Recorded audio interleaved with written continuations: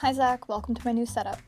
This is the video for the solutions to the practice problems I gave you in the limits video. The first thing I'm going to do is write down the answers to the problems. If you got all of them right, no need to watch this video. If you didn't, maybe you should click to the parts where I give the solutions for the questions you got wrong.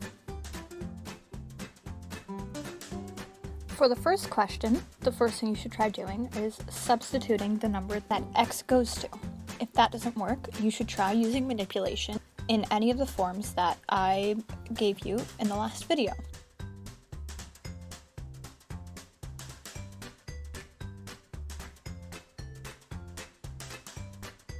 The first one I gave you was factoring, so let's try that first.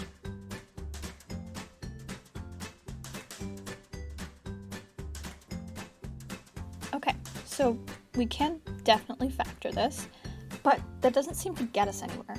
So there's no square roots in this problem, so maybe the next thing we should try is multiplying by a common denominator.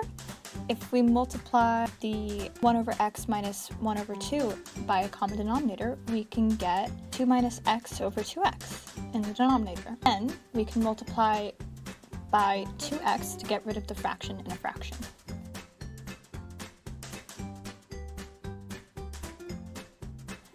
We are again going to factor. We're going to take a negative 1 out of the denominator so that we can cancel out the x minus 2's in the numerator and the denominator.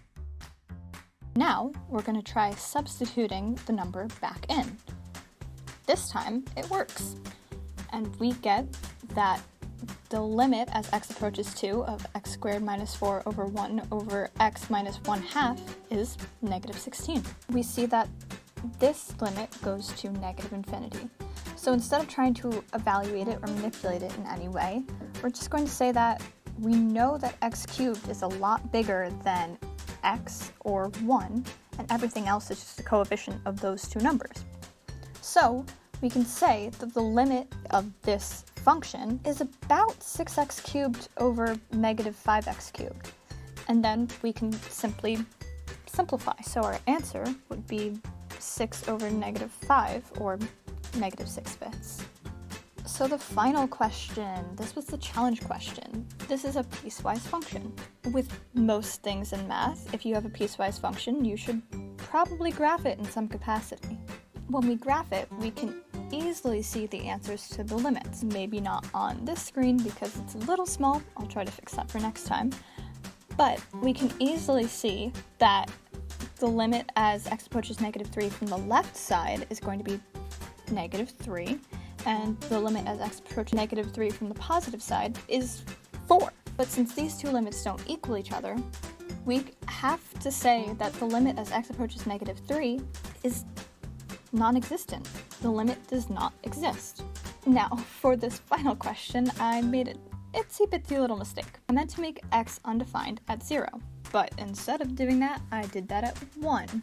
As you can see at the beginning of the video, I thought the limit was 2. But obviously it's not. So when we look at the graph, we can see that the left limit is 4 and the right limit is 2. Since those two don't equal each other, the limit does not exist. If it was indeed at 0, the limit would have been